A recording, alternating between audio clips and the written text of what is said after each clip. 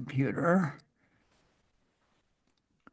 My name is Rick Clevel. I'm the host of Narrative Species. My guests for this episode are um, Jorge Cham and Dwayne Godwin.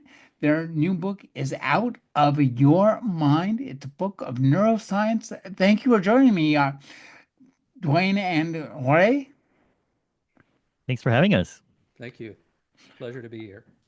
So, this book does something that I think, and it makes it clear it's doing it, and it's something that's not often examined. And since it does it so openly, I want to examine it, which is books like this. This is a book about neuroscience. It tells us the latest and greatest understanding that we have. And boy, that has changed a lot. It changes really fast. And I think one of the things that you do is you present the chapters and what you're going to write as a series of questions, and then you give us the answers to those questions. I think it's so important. The import of asking a good question cannot be exaggerated because no matter how good the answer is, if the question isn't well formed and concise, then your answer, might as well just be drivel. So, talk about creating the questions behind this book. Was that one of the first steps? Yeah, I can speak to that a little bit, Dwayne, and then feel free to jump in. But that's something that we definitely thought about and talked a lot about from the beginning. There is one route we could have taken, which is to basically write a textbook about the brain, and you would maybe break down the topics in a very orderly fashion. But for me, being not a brain scientist, that didn't quite tickle my curiosity. And so the idea that we discussed was, well, what if we centered the book around questions that everybody has? We all have a brain. We all use the brain, but maybe we're not very informed brain users. And so we betted that there were a lot of these questions, very fundamental questions that everybody had, like why do we love? Why do we hate? What does it mean to be conscious? What does it mean to be human? Uh, and so we just thought that was maybe a better way to draw readers in. And and then the tricky part was to basically fit a textbook around those questions, right, Dwayne?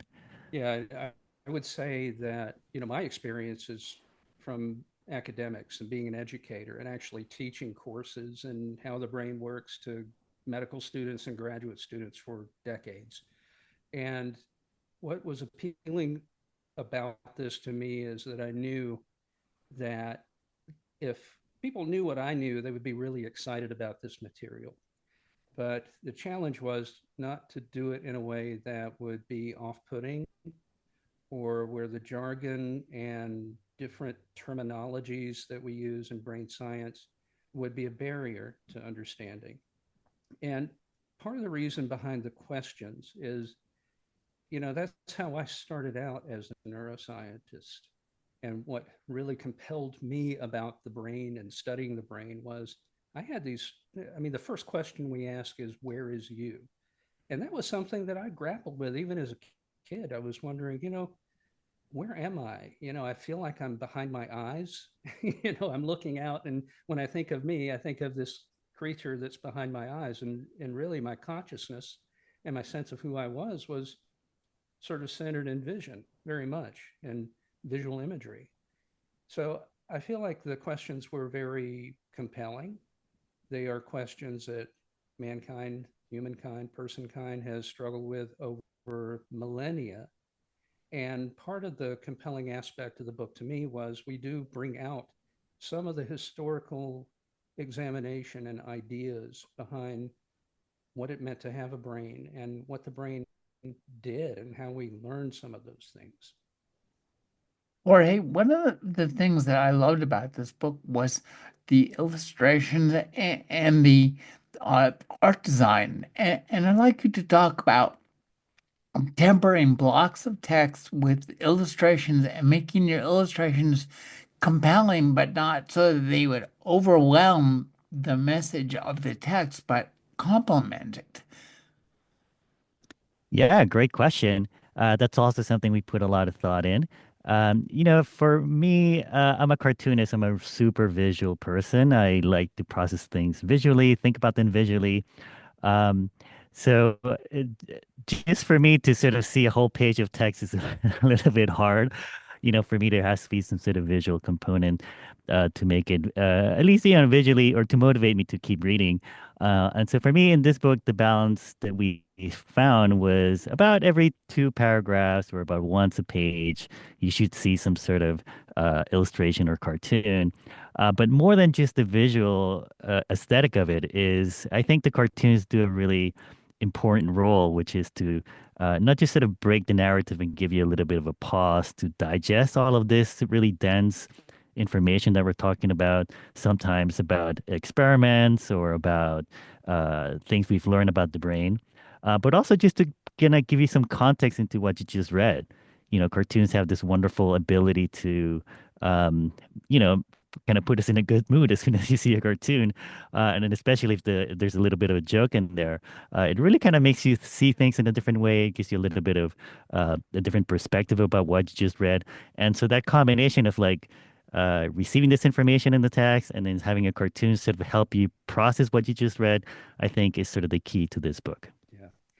Yeah. The thing I would add about that is that Jorge and I have actually been working together for over 15 years in the context of delivering this kind of complex information about neuroscience to lay audiences for several years.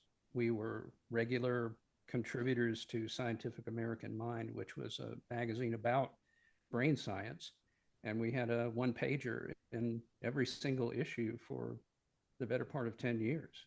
So part of that is just we had the thought that wouldn't it be just a neat tweak to people's noses to convey what is thought of as the most complex composition of matter in the known universe using what is thought of as very simple storytelling methods, which is comics. And the thing about comics that I love and what compels me about using comics as a storytelling device is that you can put the information basically from any perspective that you can imagine and can render in 3 dimensions. It doesn't rely on having a super sexy microscope image. It's whatever you can produce as an icon that can stand for certain elements that your own brain then brings information and the story to life. So to me, that was the thing that was really useful and helpful about that. And honestly, if Jorge and I had not collaborated for so long and sort of understood each other's rhythms and sensibilities, I think this book would have been really much harder than it was. It was hard, right? But I think we started not at zero. We started at like 7.5 and we Yeah. eventually got to 10. Yeah, I would say there was a lot of trust. I definitely felt a lot of trust from you, and I definitely trusted you a lot just from our history of working together. If you said something about that about the science that wasn't right or suspicious, that's it. We had to change it. And I think Yeah. you also trusted me to find the sort of right level of simplification or the right tone for certain sections. Yeah. And It's I think we interesting. could, I'm sorry, I was just going to say, I think we could critique each other without getting offended, which is, it's an important quality because sometimes, you feel sort of ownership over an idea or about a way to express something. But that level of trust allowed us to say, you know what, we're doing this in service of this idea of this book. And I think, I know I felt that there was a lot of give and take between the two of us, but it was built on a foundation of extreme trust. It's interesting to me that in a book about the mind, the composition and creation of that book was certainly abetted by your long working relationship, which enabled you to essentially read one another's minds. And that you had to learn and be examples of the lessons of the knowledge that you impart at, to make it so work so well. I think that's spot on. The thing about this book that I found really interesting from a personal perspective is that there were chapters of this book that, in writing it and doing the research and putting it on the page, actually changed me. It was a process that actually, made me sort of rethink my assumptions about certain things. And there's a chapter, for example, on happiness, where the premise is essentially, is there a formula for happiness? And I hadn't really thought about that before. What are the things that go into making us feel contentment, or create ecstasy, or really positive emotions in a person? And it was really just sort of going through the research and figuring out that, hey, people have studied this. There are scientific studies on what it means to be happy, what it means to be content. And also, there are wonderful stories related to the philosophy of happiness and how people have arrived at an understanding of how folks that may be going in for counseling, what sorts of therapies might be useful to them based on what we know scientifically about what makes people happy. You Yeah. know, one of the things that I really liked about this book, what, and it was kind of in the background. What is this idea of storytelling? Because by my understanding, humans are, and that's the name of this podcast, a narrative species. If I ask you who you are, both of you are going to tell me a story, and it's the story that your brain has constructed of yourself over many, many years. And so I'd like you to talk about using the storytelling brain to tell the story of the brain. It's a kind of, you guys were lifting yourself by your bootstraps. Yeah, for sure. It's an interesting phenomenon, right? It's two brains who wrote a book about the brain trying to understand the brain, so that other brains can read it. We actually sort of talk about that in the conclusion chapter, right, Wayne, where we, Mhm. make you think a little bit about just the idea that you're reading this book or maybe hearing these words is just an incredible feat of nature that to create something that can do that. But it is a really interesting point that you brought up about storytelling, because I feel Dwayne, like you and I have very different storytelling techniques. Like I come from the world of comics where it's very direct, and I also produced YouTube videos for a long time. So I'm just like, let me give you the information right away. Let me just tell you what the answer is. But you definitely came at it, thankfully, with really more of a let's take a step back and let's talk about some of the history and let's set the scene. And so I think the book is really cool in that, it breaches those two extremes. Like, we have a broad palette that we use in our telling of the book. Sometimes we take a step back and we go into the history, which is really cool. And sometimes the book just, kind of talks very directly to you and tells you the answer. And so it's a really, I think, one of my favorite things about the book. I would agree with that. I tend to approach things more like a builder, laying the foundation and then building the walls up and putting the roof on. And I think what you bring in is just that extra spice of creativity that gets us to the point very quickly. And I think it was a good mashup between the two of us, and Oh, continues to be. absolutely. It's really fun to read. Let's talk a little bit about what's in it. And you begin with a very good question. Where is the mind?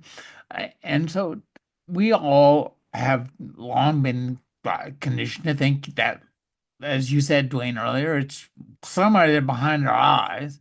But you guys go into this and tell the story of this. Talk about creating the story and balancing the pictures in that one part, which I think it's super effective. It's really fun to read and to see, Dwayne's and George's brains waving to us in the beginning. Well, Yeah, well, that was an interesting process, I would say. I was Dwayne always writes the first draft, and he wrote this one for this. Actually, this was part of our book proposal.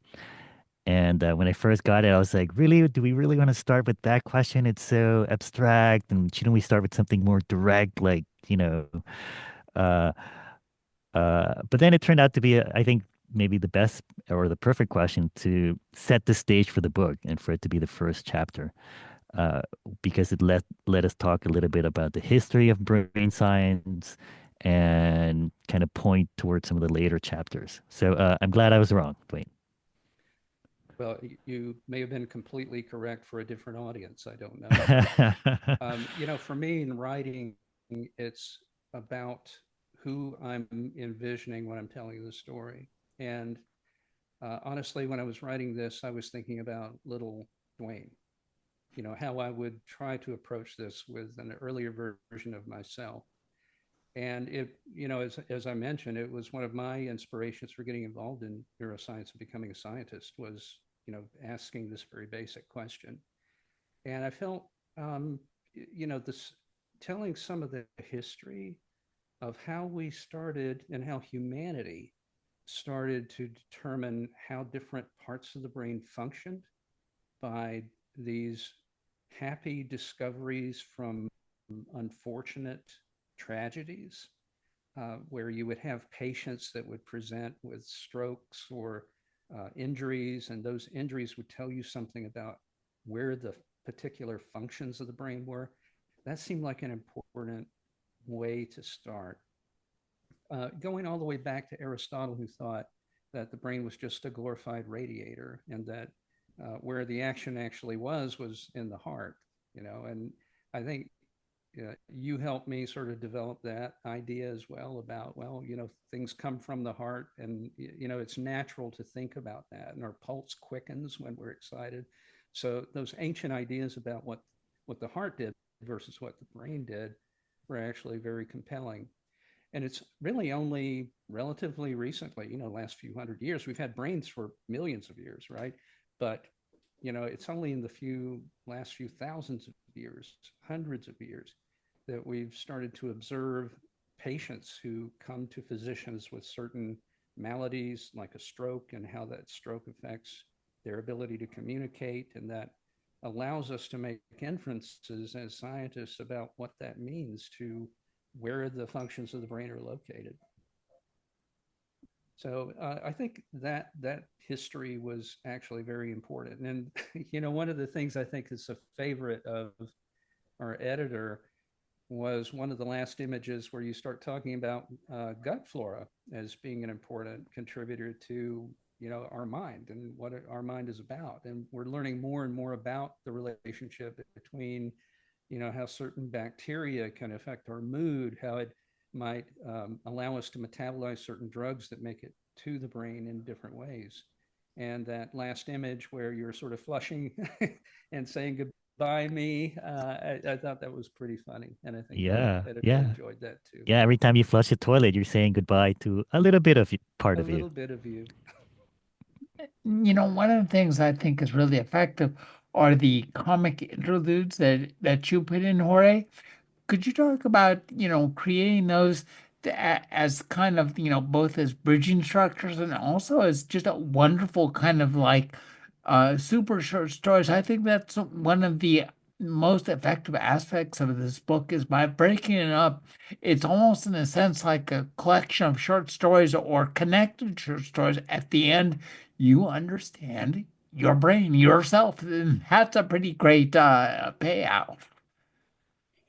Yeah, great question. This is something that actually took us a while to figure out, right, Dwayne? Like at the beginning we had a lot, we were brainstorming and we had just different ideas, like maybe, uh, uh, you know, maybe the whole book could be one big comic. I think maybe, I wonder if our publisher and an editor would have maybe liked that because they do publish some really high-end comics and graphic novels. But we brainstorm about, maybe the chapter starts with text, but then it switches to comics, and then it closes on text, or but then at the end it they turn out to be the sort of the best way to sort of break that format was in between Yeah. chapters and put these comics in between that felt the best.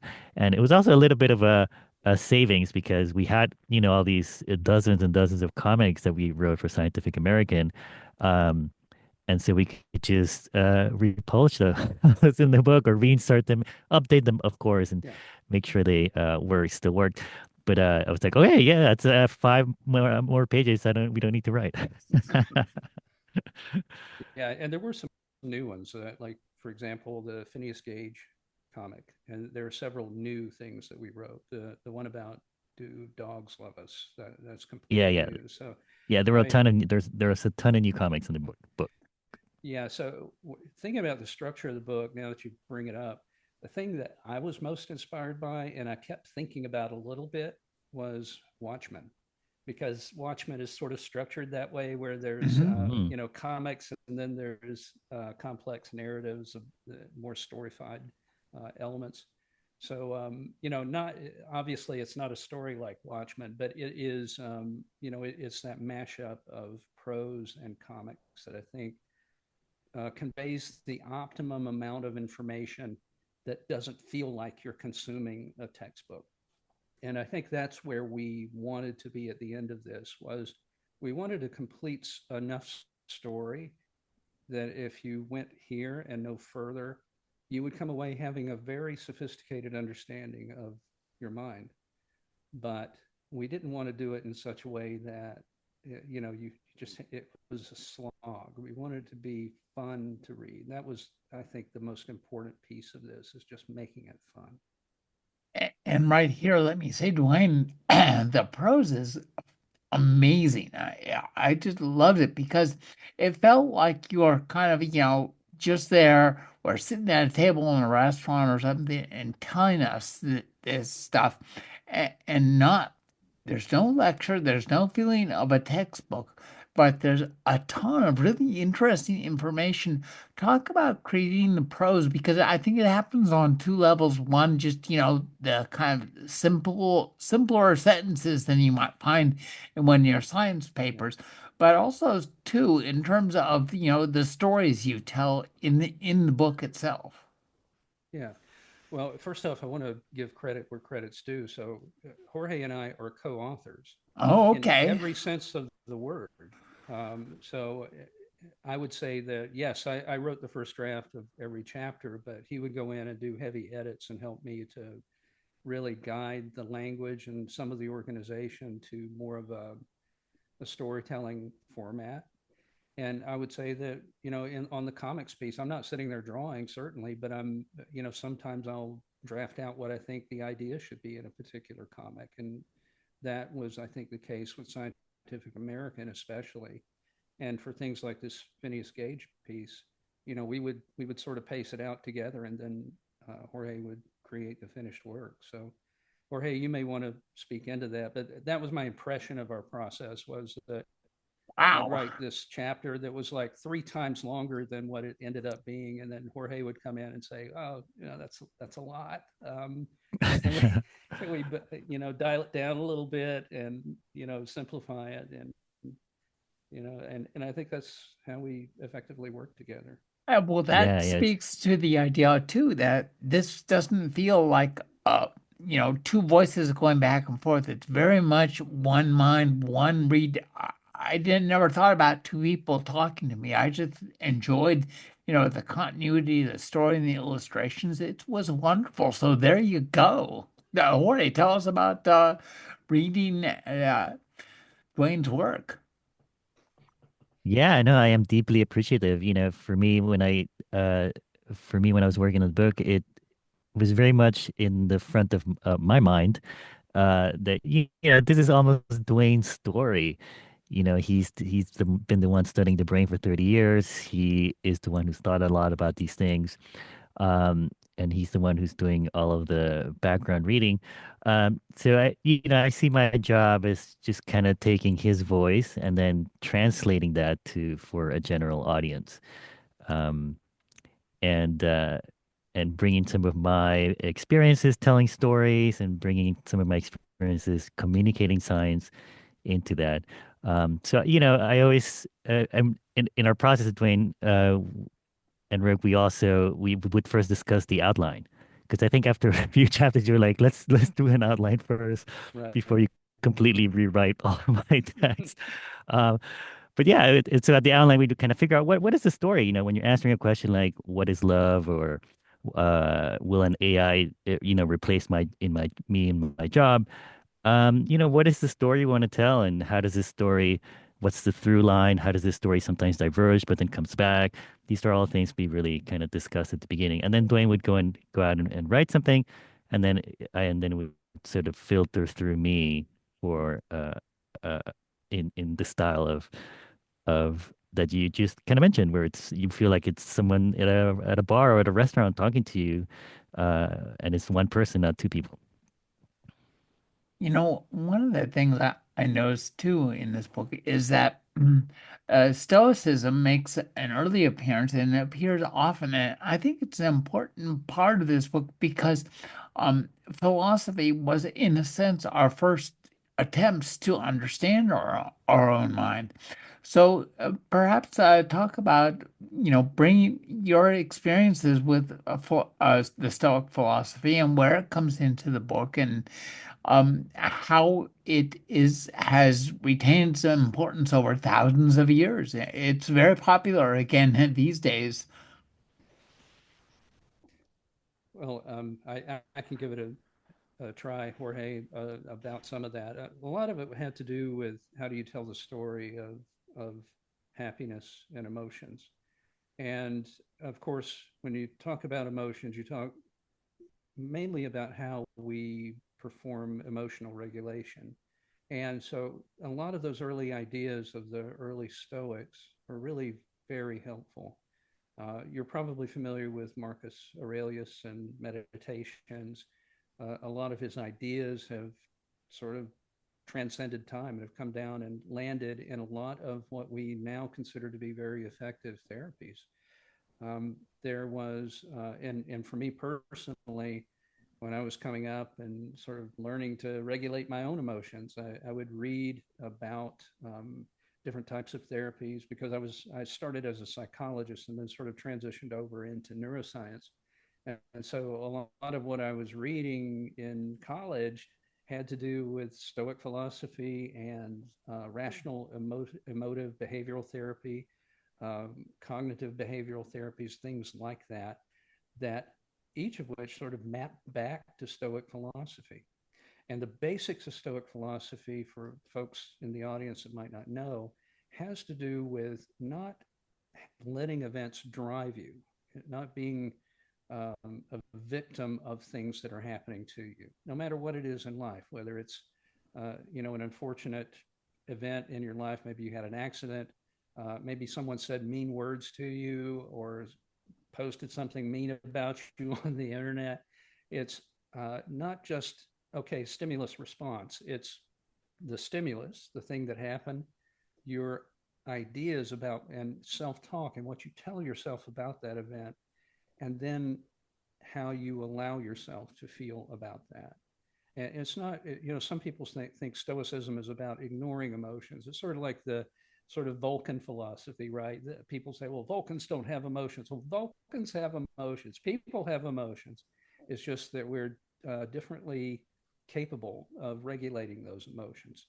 So for me, the historic idea that Stoicism transcends time and has things to teach us even to this day, I think is a very valuable thing to bring in. I was referring I was referring to Stoicism just today because I work at an academic medical center, and there are a lot of people freaked out now because they think they're going to lose their federal grants or their grants are going to be paused.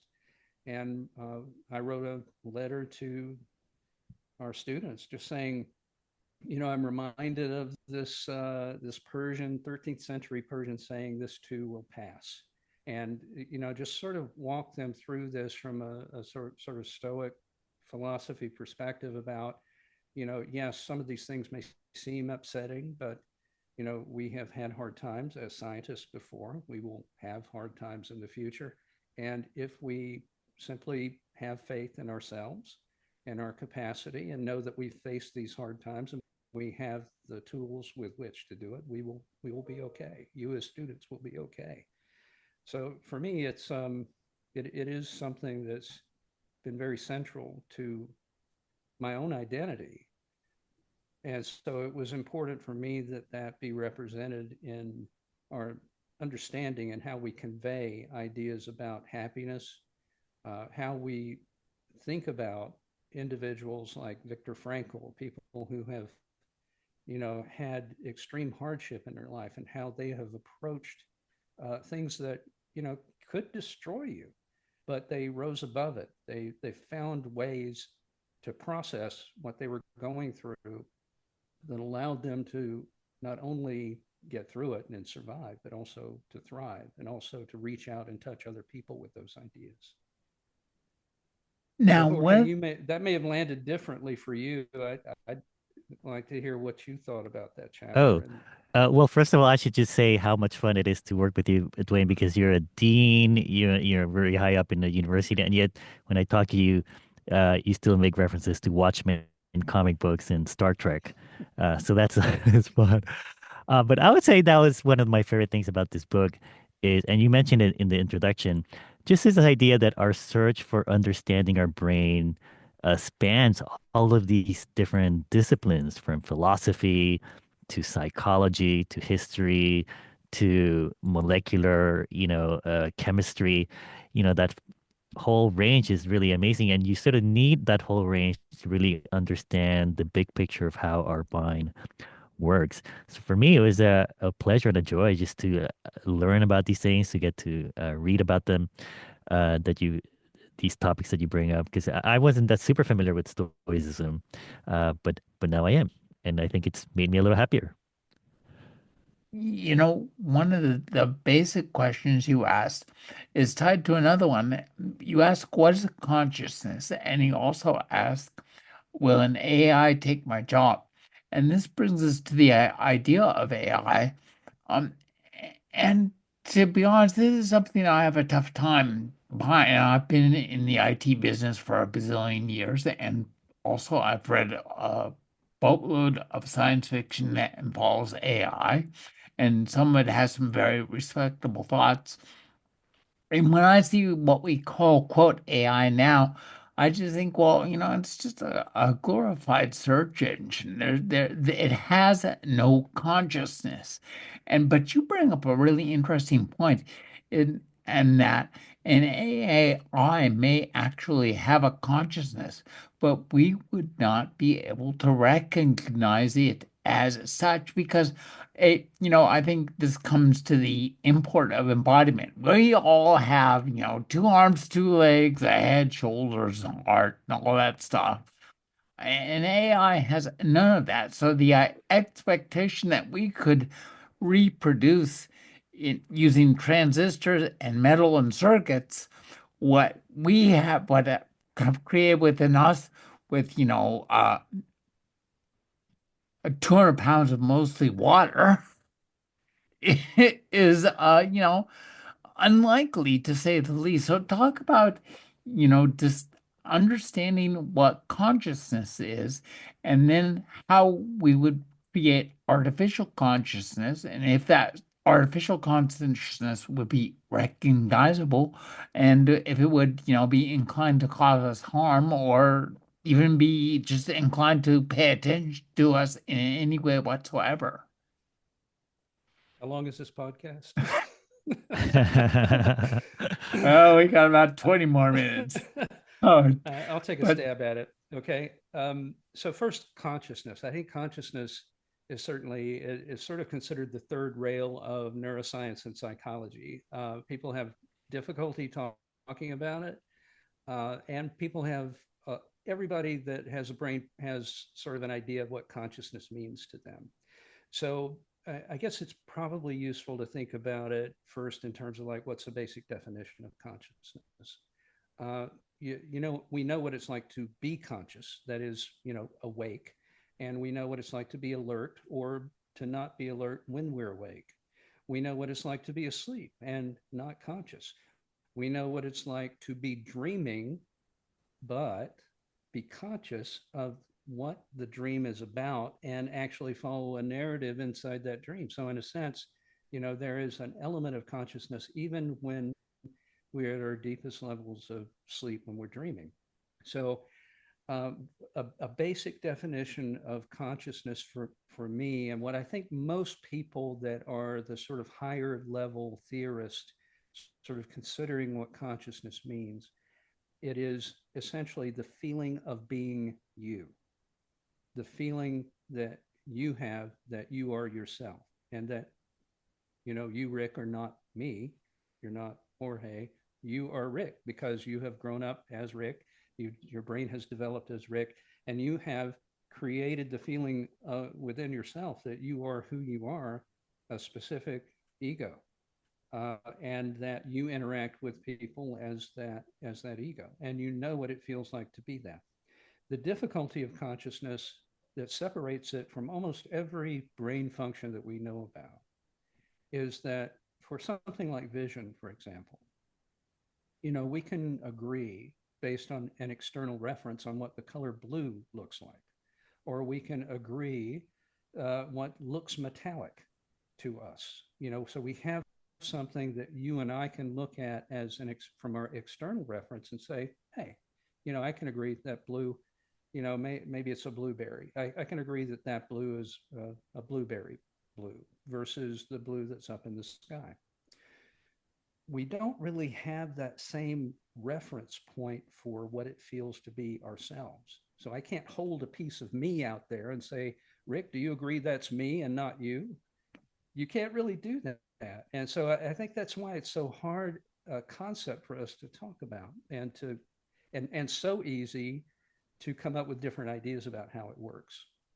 So I think what it boils down to is it's consciousness is an ability of a brain, or if you want to go into it in terms of AI, it would be the ability of an AI to have a concept of itself, and that concept is different or separate from what the concept would be for another computer sitting over here or another person that's sitting over there.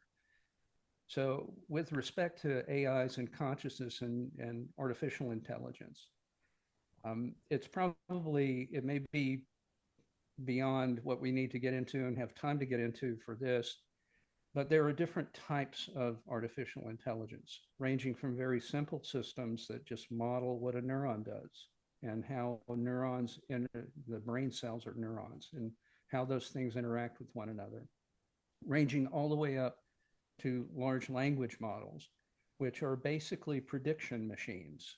As you indicated, these things seemed a little bit like a super Google and search engine. They're more than that because they are training and they're learning and they're able to reproduce what they have learned based on the number of elements that they have. But in essence, they're not. Would you say that tips over into consciousness?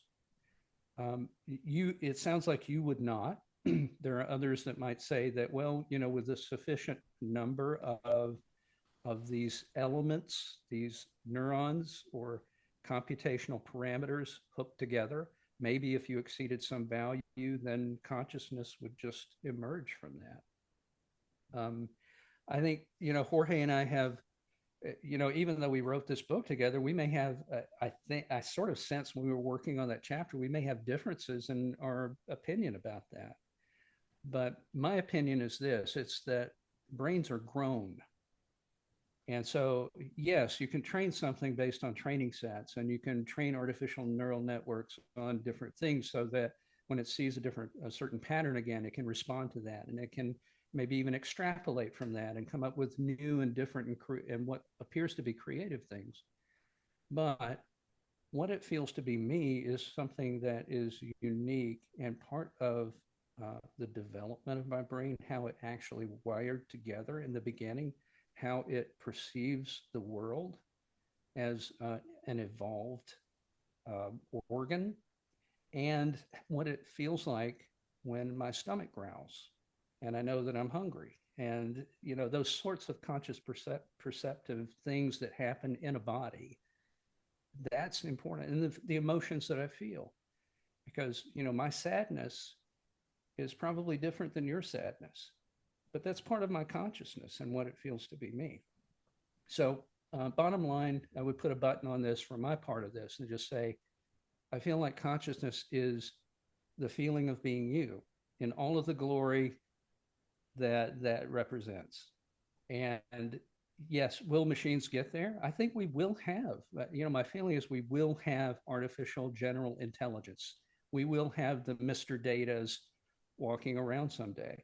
I don't think it's imminent based on the systems that we see right now and some of the limited capacity and some of the mistakes and hallucinations that they have. It will be difficult to figure it out simply because we're not that good at figuring out whether, so if I had to prove, Rick, that you were conscious, how would I do that? How would you prove that I am conscious and not just some zombie walking around? You have a sense of that, but our history of doing things like measuring intelligence, it's flawed because it comes from the perspective of, well, we think we know, we're going to put together the test. We're generating the test of what it means to be conscious. Maybe there's a different set of questions though that need to be asked. Or Jorge? Yeah. I think that this book was really cool because I feel like, Dwayne, we went a little bit beyond what most books do in trying to define and talk about consciousness. And I like where we landed to explain what consciousness is, which is that we wrote in the book that it's sort of like, imagine you're a machine, right? And we are sort of machines, we're just biological machines, and we need to survive in the world. We need to have an awareness, a model of the world outside of us, just to survive, just to be able to navigate it and, find food and find places to sleep in and things like that.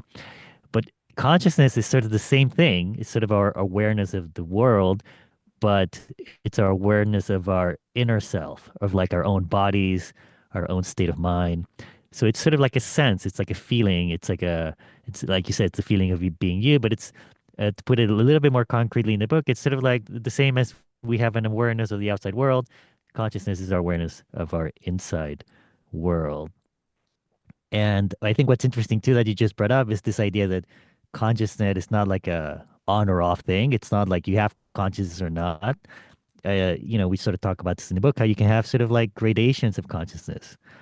Like a dog maybe is not, uh, or let me go back. Like maybe you can have a very clear awareness of what's around you, or you can have a very limited awareness of what's around you. You might see every detail and be aware of every detail of the room you're in, or you can just maybe have a very simple sense of like, okay, I'm in a dark room or I'm in a lit room.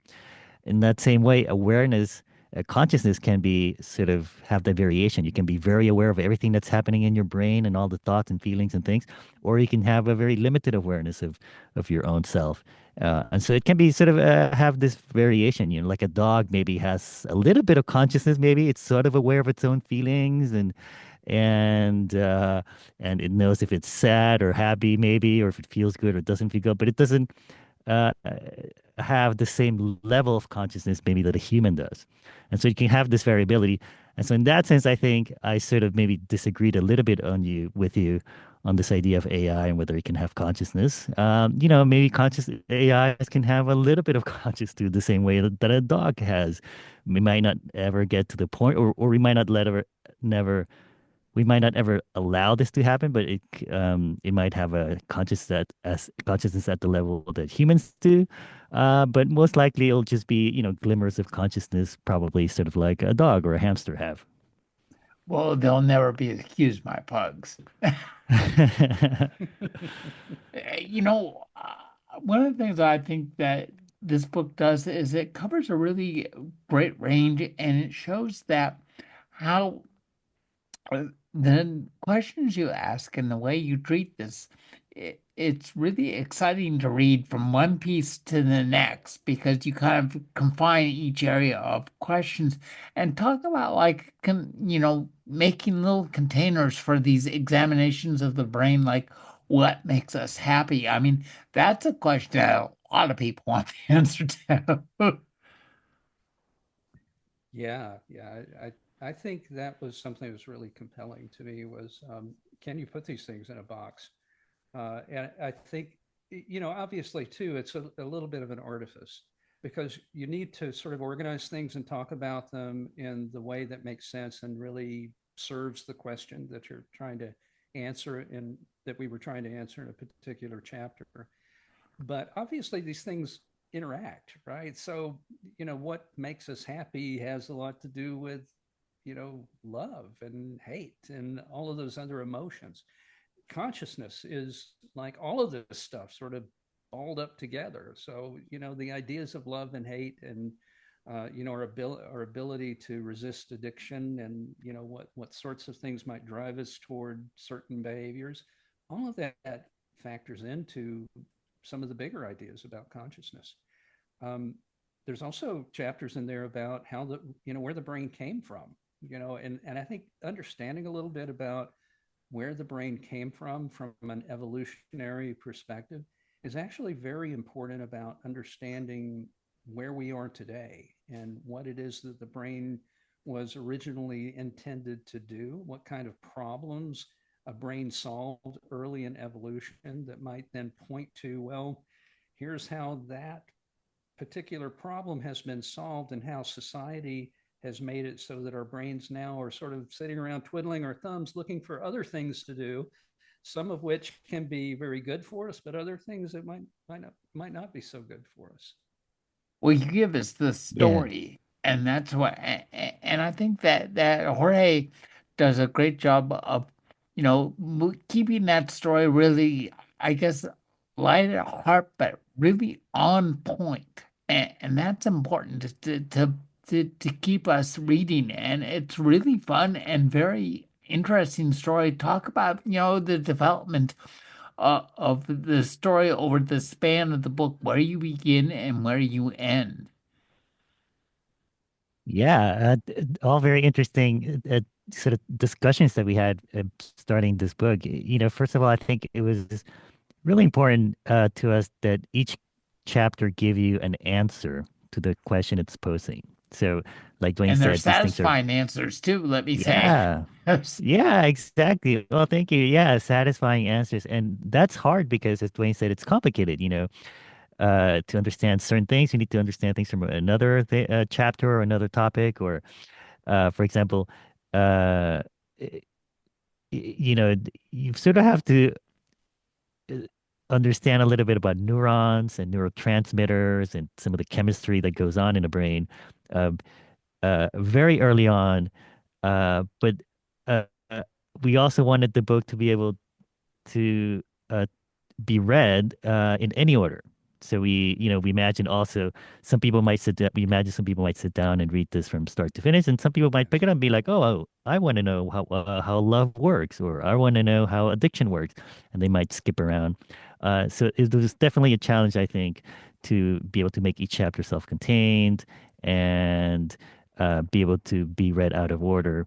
Um, and that's where I think we had to really fight that instinct to like, oh no, let's make it like a textbook. Let's just talk about neurons and chemicals first, and then we can talk about all these other things. No, we said we gotta be able to talk about love from the get-go, or be able to talk about what makes us human from the get-go. And then in terms of the story telling, Rick, that you mentioned, yeah, that's something that I think works really well when you have two authors like this.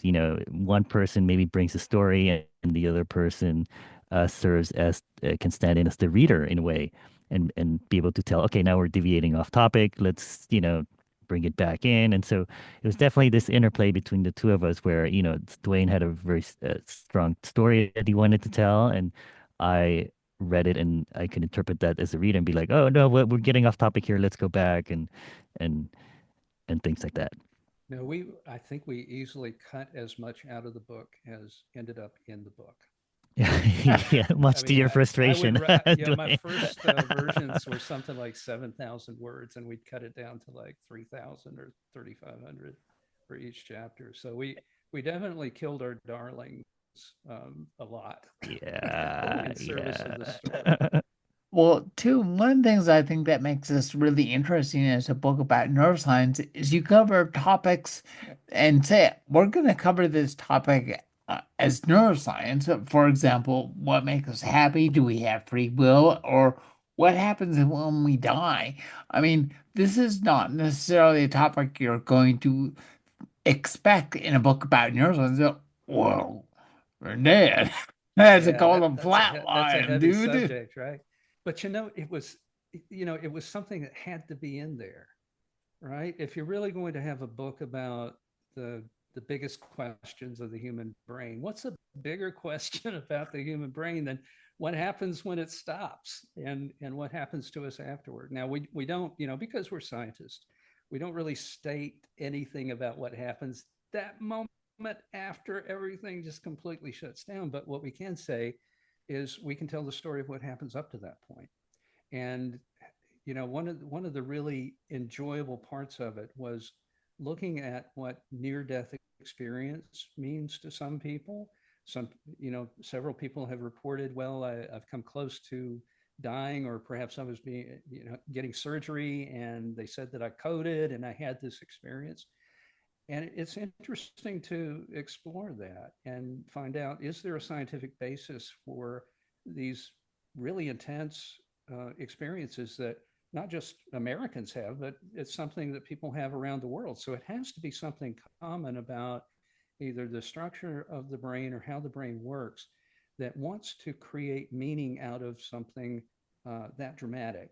And the wonderful thing about it was where I was left was with that chapter was that death is sort of the brain's last gift to you, that the sort of patterns of activity and the neurochemicals that it releases is actually a way to help you at a time when you're at your weakest and perhaps on your way out. And so, I sort of considered that as the brain's last gift. Um, and then we very quickly, transitioned to because it was a really heavy topic into, well, can we cheat death? And so we gave ourselves an escape hatch on that, so that okay, I'm sitting here, I'm very depressed about this idea that I might be dying, and yeah, I've learned a lot of cool things, but it kind of sucks. And I think, sort of picking up with that and say, but there's hope, and talk about the things that people have talked about in terms of transhumanism, and can we transcend the idea of death scientifically, and can we do things like roll back aging and live forever, and what would that mean if we could do that? So some really just interesting ideas in that overall area that I think certainly we felt compelled not to have that be a downer, but to actually sort of salvage it and sort of make it scientifically interesting and sort of grapple with some of the larger questions surrounding, the fact of what happens when we're no longer here. I Yeah, think and one we, of the and we most put it right powerful after the things. what makes something funny chapter too. Yeah, yeah, right. Yeah, we had to salvage it somehow. To me, one of the concepts there was the idea about personal projects and how people deal with the idea behind the fact that they won't be here someday. And so this Ernest Becker, the Denial of Death book, was a strong motivator for me in terms of how to structure that chapter, and thinking about things in terms of how the brain comes to anticipate but also deny the idea of your own demise. And so, this book, in some sense, is one of those projects, right? So, uh, part of the way we deal with our impermanence is that we think of ourselves as a parent, and that our children will go on, beyond us, and will do better. And, we can think about that, and that helps to offset that fear of death. We can think about things like this book. This book presumably will still be available, even if cockroaches are running around over it. They'll be able to enjoy the book in some way. That will transcend our existence on this planet. So that sort of project, I think, was also, uh, it helps you deal with the idea that you're no longer be here. People that are good in business, people that are, have strong feelings of religious experience feel that there is an afterlife for them, and that's part of their process for denying their own mortality, or at least embracing or accepting their own mortality, is that, hey, maybe we're not completely gone when we're gone. The new So, book. Jorge, I don't know how any of that landed with you, but Oh no, for it was a lot of sure. heavy That was a stuff. very that was a definitely very profound chapter to write and to learn about. I wonder, Dwayne, so I these days I think a lot about my kids uh and what they're gonna know about me in the future. And these books are definitely one way that I'm thinking about them learning more about me. Um, they're a little bit young now to be reading these types of books, but maybe in the future that's something that they can look to and be like, okay, this is sort of how my father thought about things and talked about things. I wonder if you also, I know your kids, one of your kids read the book, right? Yeah, one of my kids, Lucas, actually did some proofreading for us. So he went into it in a great deal of detail. He's a lawyer, so he was looking at it from that perspective. uh, Not that we would get sued or anything, but just from just being someone who was used to going through a lot of complex text and giving us Oh, some very interesting. specific feedback Wow. on grammar and Oh, those sort of really? Did things. he give you Yeah, yeah, a oh, lot, a interesting. lot. Wow. Yeah. So yeah, I resonate with that. I would say that probably I wouldn't have been as interested in writing the book um, had I not been a father, because it is sort of something that I feel, okay, it's really, really hard to communicate the essence of yourself and what your thoughts are and what it is you do, especially in real time, because when you're interacting with your kids, um, you're an adult, you're doing adult things, and you're experiencing the world in a very different way. So your children can't know you at that point in time in the way that they will know you when they are adults themselves. Mhm. And I feel like books like this or opportunities to, you know, tell them about yourself Yeah. are important. Or So even if in the future they think, I wonder what my dad, what advice he would give about what it means to be happy or how to deal with certain situations yeah, or how absolutely. to think about the future. Or how to feel Hopefully about they'll my read own this death. book. I think there is kind of a truth there where, um, writing the book helped me to sort of think of it as a love letter to my family. That's profound. The new book by Dwayne Godwin and Jorge Cham is Out of Your Mind. Thank you for joining me, gentlemen. Thank you so Thank much, you for Jorge. having us, Rick. It was a lot of fun. Okay.